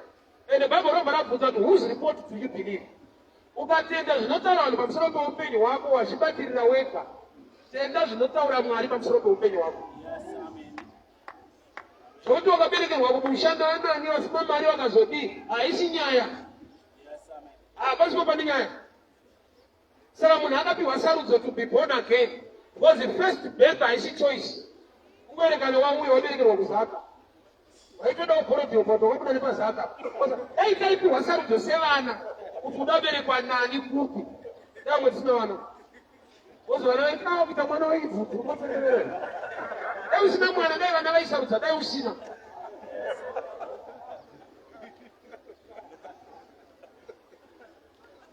Ambofunga mwana kuda kuita wako achisema madhara esati. Ine kurumbatirira. Kana chimboyanaiza kuti iwewe kunzi uite mwana wako iwewe. Iwewe uberekwe neiwewe wairamba futi. Hauzvitembo.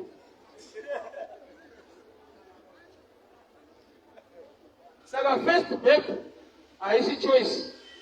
Kuberekana waberekwa. Saka patinoparidza evhangeri munhu akupiwa choice to be born again. Wakaberekwa neasina mari. When you are born again, waberekwa nemuridzi wasirivha nendaramo. It's choice to be born again. First birth is choice. So zvese zvaunoblema pafirst birth iera. Chese chaunoblema ndakaberekwa naninga nakunezi. Haunogondisa chikoro. Unogona kuzviendesa futi. Hazvirambidzwe. Kune wakazviendesa. Haana kuendeswa kuchikoro. Akura ashanda akazviendesa. Iwe hauna kuendeswa. Hauna kuzviendesa futi. Problem yacho inobata mese. First birth is not by choice. Nende kuinongedzera kuti mzara chakadai, wakandibereka wakadai, wakandiregerera, hazvishande. Why? Because patiri kuparidza, you must be born again. Second birth, it is spiritual, in a choice. The advantages are connected through the blood of Jesus. Because the blood yevabereki nehama yakakupakana munyama nematambudziko. But the ropa raJesu rinokuvandudza nekukushandura. I choice. Jesu wakachema achichemei ari kuchema vanhu vafirwa kwete chafa. Why? Nokuti vataura mashoko anorwadza ekuti dai manga muri pano. Maari hamuna past tense. He is the same yesterday, today and forever. Chamaida kuti aite last week, even akatouya late, chinotoita latest, anochiita futi. Yes, amen. Saakarwadziwa nevanhu vari kuchema iye auya vachiti dai manga muri pano. Ari kuti saka munoda Mwari werudzii. Why? Nokuti muumwari hwake zvamaitarisira kuti aite, he can still do today. Vanhu vakaipa anenge achikunongedzera patime manje. Taanguva yafamba. Hapana kubudirira kwauchaita nguva yafamba. Una mamiriro akaita nyika yacho, hapana masimukiro aunoita. Mukana uyo wakatopotea zvakatovharana zvakapera. It's never too late in him. It's never too late in Jesus. Hamuna kunonokerwa. Anokurenovheta Mwari, anokupanopita zvokuti vanhu vanoshamba kuti ndiwe. George 9 murume akaporeswa akanopora geza kusima madzoka. Vanhu vakaitsananara kuti ndiye here aipemha achigara patemberi. Vamwe vakati ndiye, vamwe vakati hasi. Unokomborerwa zvokuti haumeche munhu aimbova iwewe uri iwewe. Unoita vanhu vanokubvunza kuti ndiwe ningi here. Mwari akupanopita mushemushe. It's never too late with God. He can bless you to a level yekuti ukaudza vanhu nhoroondo yako vanofunga kuti uda nguvasimbisa hazviite. Ukavatsanangurira kwaunenge wabva nako unoti hakunyepa hazviite. Ada kutishingisa. Unobvika ufu hakuna Mwari chaangata. Ukangoona uya late ane latest. Ingatomuchemedza ndeyekuti unochema iye ariko. Pane kuti mene maka vafanwa kufara kuti Jesu wauya kani dzasvika. Paakangosvika ndomavotanga kuti haso. Ayanga ari pano ma. Maakuuya nhasi. Komana akavigwa chitatu. Saka Jesu ndokubva kuti vanongodziva ndichiporesa anorwara. Havasatoona rimwe simba riri mandiri rekuti urwere hwakutora watofa. I can do something great in your life. Handizive zvakafa zvikavigwa zvikaenda beyond. Wezva kana munhu avigwa ka vanhu vanenge vatofuratira vakanganwa nezvokudiye. Une nyaya dzawakakanganwa mulife dzekuti unoti kana ndikadzi ndinamati izvi hazvichabuda izvi. Izvozvo Mwari ndo zvaari kuti I am the same yesterday, today and forever. Maari hamuna past tense. Dai Mwari akazodai, dai akazodai, dai manga muri pananza dai yaifa. Inomuka auya. He is the same yesterday, today and forever. Namwedu ndeyekuti tine matraditions pakufunga kwedu. Tine zvatinonongedzera nekuona ne-experience. Experience inogona kuhinda revelation. Experience inogona kuhinda zvoda kuitwa naMwari today. Jesu paakafamba pamusoro pemvura vakati chipoko. Indava. Experience. Akambokumbira bhoti rapita akaparidza ari bhoti. So experience yavo ndeyekuti hawanzofamba anonzokumbira bhoti. Saka pavakaona achiva havana kufara kuti tenzi vari kuuya. Vakawedzera kutya kuti chinenge chipoko. Why? Because experience inopa a blockage for revelation. He can do something new in your life. Sinabvira zvaitirwa tsano wako Mwari anoita. Kana aiporesa vanorwara this time adatomutsa Lazarus ane 4 days avigwa. Pachinopamberi ndimaka kuchema. Hakuna kwavambozvinzwa. Hakuna kwavambodza kuti kune munhu akafa 4 days avigwa Jesu akamutsa. Chaiva chicho chida kuitika kwavari. Ndosaka vasina kupembera pakauya Jesu. Mwari unoita zvitsva nguva dzese. Nyasha dzake ihuru dzinogara nekusingaperi. Usatarise nekuteerera kuti vanhu vanoti kudii zvakamboitika kupi nekupi. Iti Mwari, you can do a new thing in my life.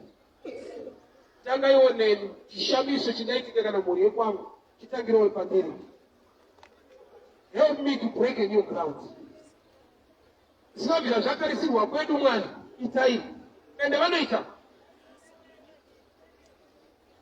Inini for now I'm 24 years in marriage. Namadamu wangu 24 years in marriage. Akasika kuturori ndakarora ndi 20. So 24 years in marriage. but akachata wina, but 6 years ago, 2017. Mwari vangodawo kuti chatisawo zvavo iwo pachavo. Was God raised somebody. Aiona through Facebook, UK. Akandifonera ndinoona muchiparidza musina ringi makachata ndikati handina. Kamunoda here ndikati zvanzi endai munotsvaka venyu nezvese mukufonere kana zvaita. Watonziita apo. Mangwana acho katatu pawani. Ndafona manhero acho mari mhesa Western Union. Next week muchato. Vanhu vaimbonita muchato unotora nguva, unotora mari. Nguva kana mangwana na vanoita masteps at 24 hours imagine. Zvakawanda zvanhu zvinotora nguva, titore nguva. Kana mari yacho iripo zvinoita. Saka hamuna kucheka huku kudai cheiza mari yacho so ongokumbozesa muchikwere. Ayo mwari anoti kutochatirwa zviri zvekeshi. Pasina kukweretwa venyu magauni neshe. Ari kuita restore back my years. Dai manga muri pano hanzvadzi yedu isina kufa. Ndo zvakaita kuti ane rwodzi iwept. Haana kuchema Lazaro. Aitoziva kuti ndikuenda nomutsa Lazaro. Saka anochemei. Ari kuchema ava vafirwa. Vari kutaura past tense. Muna Jesu ari ever present. He is the same yesterday, today and forever. Obva wasaka neimwe type inoti asi dai manga muri pano. Kurati kungouya zvenyu but ambate time mune chinono. Statement dai manga muri pano kurwadzisa. Usatenda ability yake kumufananidza nevamwe vanhu. Dai manga muri pano kurati mune chinono zvakatovharana akatovhushirwa mukomano. And he wept. Noti rwani chinochemedza ibve kababa. Kupukura Hosea panoti vanhu vangu vaparara nekushayiwa ruzivo. Unenge uri waMwari tiri kukuparadza in lack of knowledge. Why? Because hauna shungu nekuacquire knowledge. Satani anotora advantage is the Lord ndiye mambo werima. Rima meaning usiku kana kuti kushayikwa knowledge. Saka Bible richiti kuchema kungauya usiku asi kufaro unouya mangwanani. Usiku wairewa haisinyaya kuti kwavira kwasviba. Usiku time of ignorance.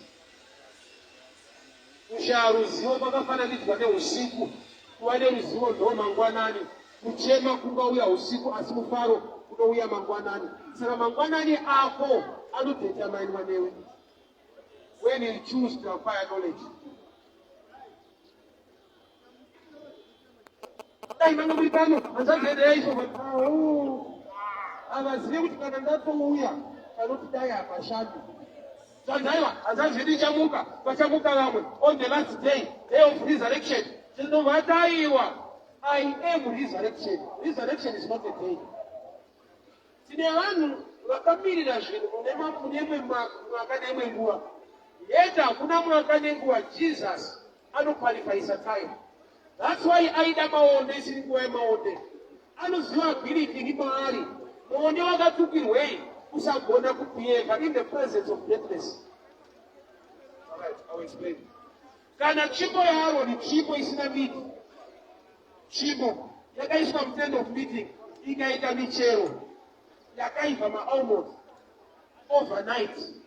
Sei muti une miti uri kutadza kuprodusa michero. Jesu auya yeti tsvimbo yakava nemafruti. Zvinotongoreva kuti muupenyu hwako kune vari wese.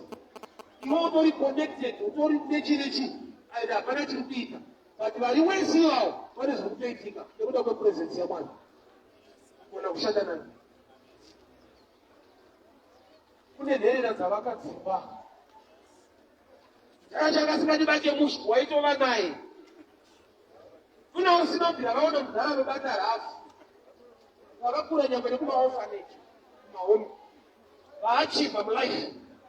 Ndokuti munongedzera mudhara iyeyo. Anga asiri right andibatirira. Takazokura naamai nini. Kuna asina mai nini tete kana mbuya aachibva mulife. Ndokuti munongedzera amai nini vachanga kuoma moyo. Vanga vakaoma moyo iwo ukaitei. Zvaunoitwa nevanhu 10%. Zvaunoitawo iwewe ndo 90. Zvavanotaura 10. Zvaunotaura ndo 90. Havarambidzwe kutaura. Vanotaura vanoti kuti haugone kurambidza shiri kubhururuka pamusoro pako. asi unokwanisa kudzirambidza kuvaka matendere mumusoro mako.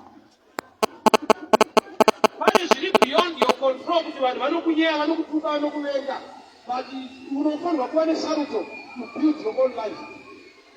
Usatendere kuti izvozvo zvivakike mind mako. Kana handida handifarire, vaka mind yako kuti Mwari anondida, ane nyasha noupenyu hwangu. Vanotaura vachitaura zvavanotaura, asi ndinotenda zvakataura Mwari pamusoro peupenyu hwangu. Those will make a difference. Amene zvavataronga kumusoro kwako, takangomira pa zvinhu zvinoita mushi. Kana zvikanzi zvaita mushi, ndingobudza inonzi human nature. Zvikaita mushi, waunotsatsa ari kumusoro, ane hama. Anotanga nevekwake. Kana uchizviramba, iwe itwa bosi, uone ukasiya dzako. Iwe uchiitwa chef, usiye hama dzako, utore shuti. Hauzvigone. Kana inini handizvikwanisi. Kuti apana wangu ari pachipeya kumusha ndichitora iwewe kunokinini manje. Kudati vanhu kumusha kuti nontukise kumusha. MC hama dzake chitakura kutora mumafesi. Nondipengesa. Iyo inonzi human nature. Tarisiro yako ngaive muna Mwari. Munhu anodisappointa bururu. Munina wangu inini. Ndamuti munini. Koma ndakasika kuora, take your time. Mana zvinongomanyirwa kama itaiti kwenyu mushe build thy life. Zonza abra tidzvanyirira muda kuspa kwa mega. Bozi brain dzechipana. Kana munhu asati akura, anofunga kuti marriage is part. Responsibility yakawanda kudarika spark. Saka nomwe ndinonoka kuenda kumba so. Kuri kutosparka, kuti kune spark. Kutobhira uri moto. Azati kangosvika kwake mawana ta.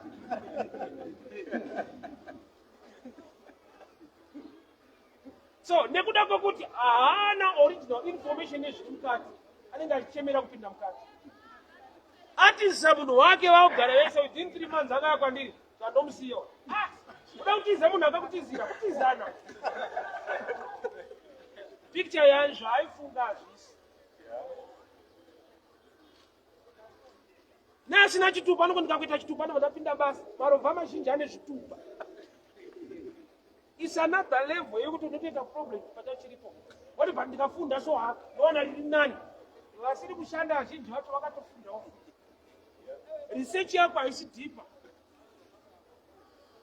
Maybe ndikaenda mhiri zvinhu zvinoita mushi. Kune anonetsekera ikoko.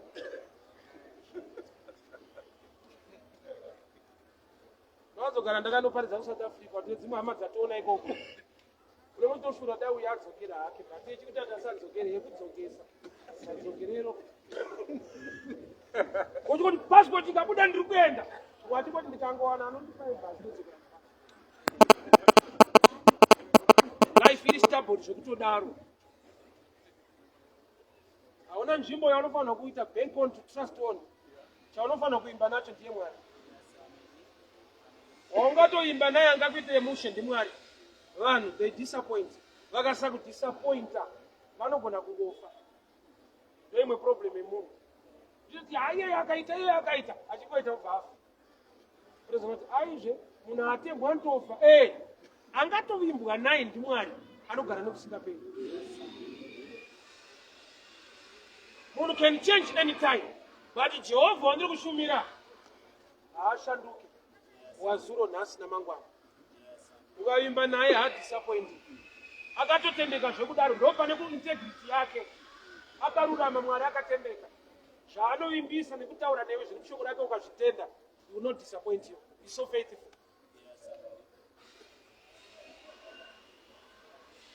Favor yaitirwa Mary and Martha kuuya kwaJesu.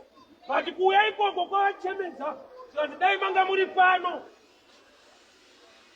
Ndauya hamusi kufara. Murutoti dai ndandiri pano. Zvoreva kuti saka hamunyatsondizivika. Zini wazuro nhasi namangwana. Zvamaida last week, I can do it now. Zaiwa Lazarus achamuka pachamuka vamwe zaiwa. I am resurrection is life. Ndini kumuka kwacho neupenyu.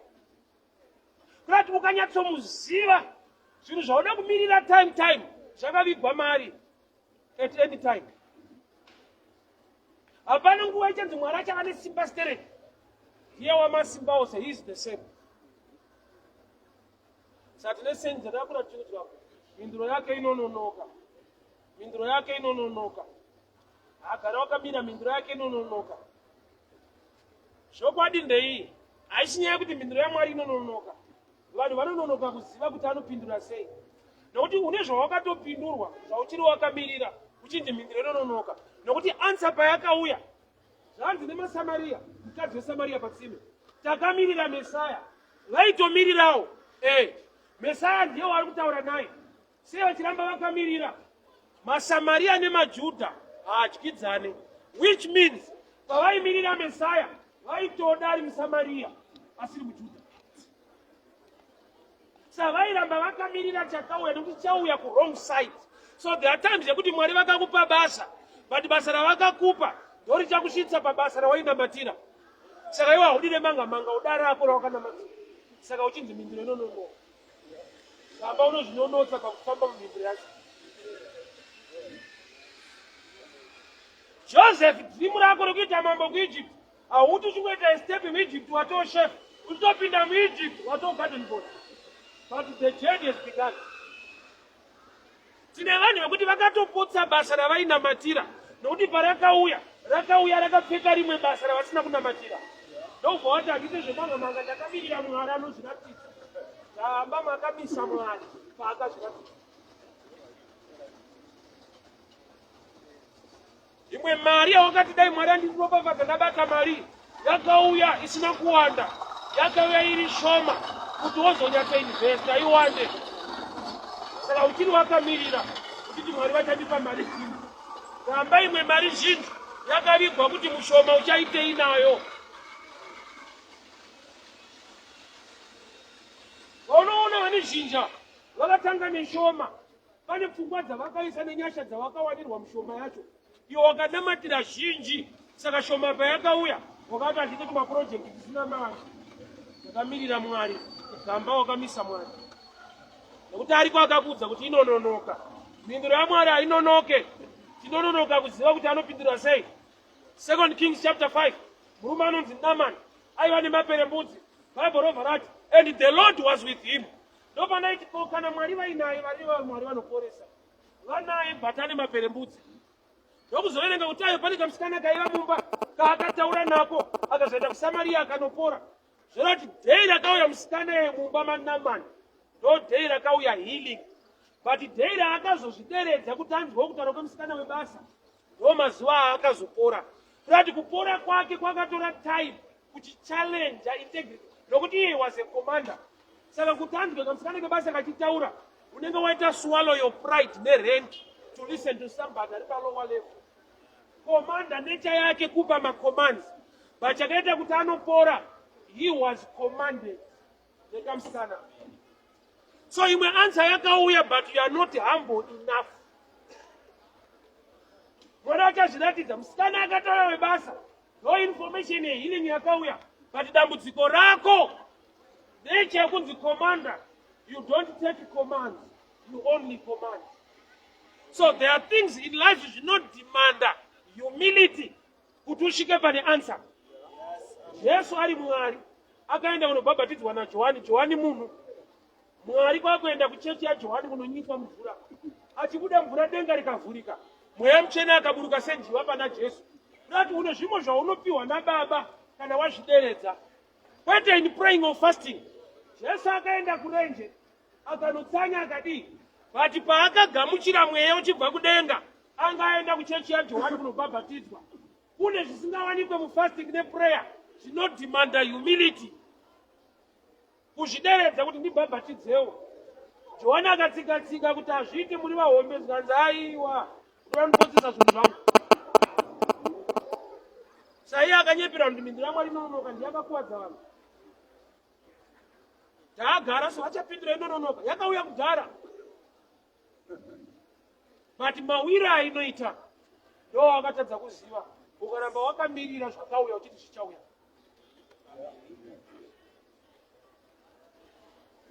Ini muchato wangu wanga wavigwa mukuparidza imomo.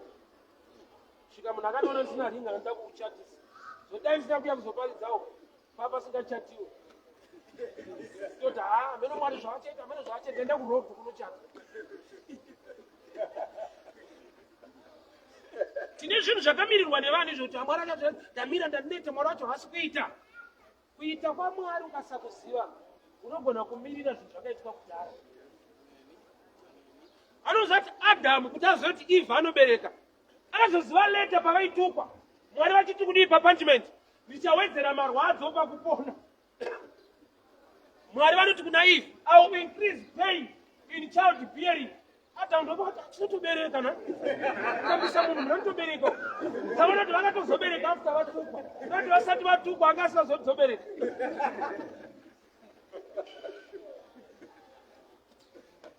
ndopakashamisa kuti mwari vari kuti uyu achabereka saka patungoita romenzi ndisiye munhu wangu pana zvakatora time kuti azive pazvaa zvakainvestwa kare namwari maari mauri mune zvinhu zvirimo dambudziko haritangire solution paplani yamwari bcause kuna mwari hakuna surprise kuti mwari akatovhunduka kuti paita problem ndingatigadzirise the lamb was slain before the foundations of the world mwari vachiziva kuti munhu fall short the lamb was slain before the foundation so muna mwari chinotanga isolution noa paakawanirwa favor miti yaakaishandisa kugadzira ark haida kubva kudenga kwakabva mameasurements miti yanga itoriko kudhara kunoko uda chakatanga miti yacho kwete flat yekugadzira ark muna mwari hamutange problem pasina solution ukatoona problem yamanifesta tamisa solution somewhere yagara iri available hamuna surprise kuti mwari anovhunduka kuti zvaoma komana panyika paita dambudziko toita sei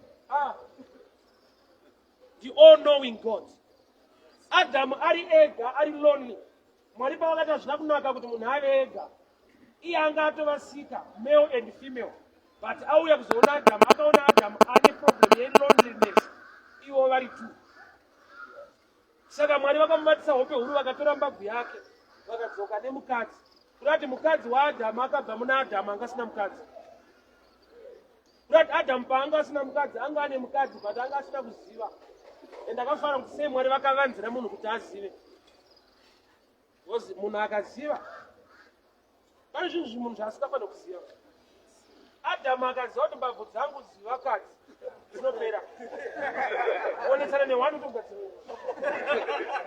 kugadzirwa mufo sadeka rakanotsana wanganese pese pane problem tinoda kuti varare munhu wani asina kuziva kuti mukadzi wake akabva ku Adamu wacho ko zvakaitika akarara iwe unoziva because wakatozoudzwa Adamu akatosvika mukumba asina muziva Adamu anobva ku ndo zvakachengeta mereji yavo wazana kuzandowana munhu imomo zvaizariko kuti wafarisana ndakutoshotora saka kune zvinhu zvinovanzirwa vanhu nekuda kweneche vanhu savaona Jesu aiti ndichadzoka vanhu ndokubva mubvudza manje unodzoka rini ndokubva ati handizive pfungwa kwako Jesu azive iye nababa vamwe chete azive anoziva but aiziva type yaimubvunza musaka akapindura kudaro aiziva kuti vanhu vakaziva date kuti anodzoka rini vanomboushura zvati mazuva achiripo unokuziva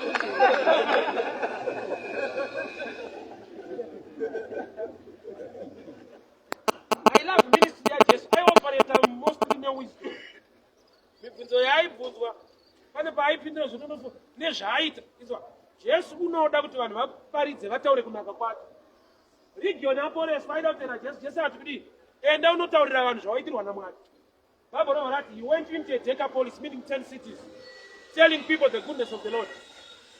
But kune vaiti vakaporeswa naJesu vainzwa Jesu achiti nyarara, don't tell anyone. The same Jesus. Kune munhu yandinotaura nomoti nyarara. Chaida ndechekuti vataure. Saka ainyararidzei vamwe. Anenge aziva type yemunhu waaitira. Kuti uyu zvawamurambidza ndo zvaanoita manje. Zvaunomurayira kuita haiti zvaakaratidzwa. Saka iwewe usataura. Aitozati ndatopedza naye zvazara kwese. Aioperata newisdom muministry yake. anga asingoti kweseni yauya obva apindura, aitanga anzvera kuti sei wabvunza. Sa aipindura kwete zvawabvunza, aipindura spirit yakudhiraivha kubvunza. That's the wisdom of the kingdom. Asi wese ane mubvunzo anoda kuziva kubva kwauri. Vamwe vanonyepera kuita mubvunzo vachida kukuzivisa kuti ivo uzive ivo vanoziva. Ngaitipedze tichiti Jesu wakachema. Achichemei achigona kumutsa Lazaro. Aichema kutambirwa kwaaitwa nevanhu vakafirwa. Vati kudii? Dai manga muri pano. Kuti mawesta time yedu takakudzai kudhara. Kuuya kwamaita akushande chinhu. Dai manga muri pano. Kuti there is no point yekuti maingei. Nokuti havana kuziva kuti iye is the same yesterday, today and forever. So level of knowledge inoita kuti munhu atadze kubatsirika nezvinogonekwa naMwari. Nekuda kwokuti unenge wani mamwe matauriro anohinda Mwari kuita. Dai Jesu asina kushanda nerudo rwokuti Lazaro waiwirirana, aiti hanzvadzi dzake kana dzadaisondosiyana nazvo, vati dai ndanga ndiri pano saka tichaitei. Dai manga muri pano kushora kuti hamugonawo kubata taini. Kuti mamataini chemushepari kana taani maproblems abate nguva. Mwari unokombrenda kumafundisi. Tiyedu muri kunotaiti muri kutora kana mwana arwara muchada kubatika. So Jesu anoti dai manga muri pano. Shoko rovha rati and you wept. Ndochino chinochemedza Mwari kuti unenge una Mwari anogona, but uchida kuedza kumudzivisa kugona kwake nekusatenda kwako uye nekutaura kwako. Baba tinokutendai nekukuremekedzai nekuti mazviita kutaura muupenyu hwedu. Nyasha dzenyu dziri muupenyu hwomumwe nemumwe. Zvatanga takamirira kubva kare tichiti nguva haichatendera zvichaita. Tanzwa kuti imi ndimi wazuro nhasi namangwana. Zvinoita Baba, zvinoita nekuti tatenda mamuri. Imi musinganyadzisiwe zvokwadi wakarurama. Takupai mbiri nekuremekedzai muzita raJesu. Amen. Hama dzangu mufambe murugare, Mwari vakuchengetei.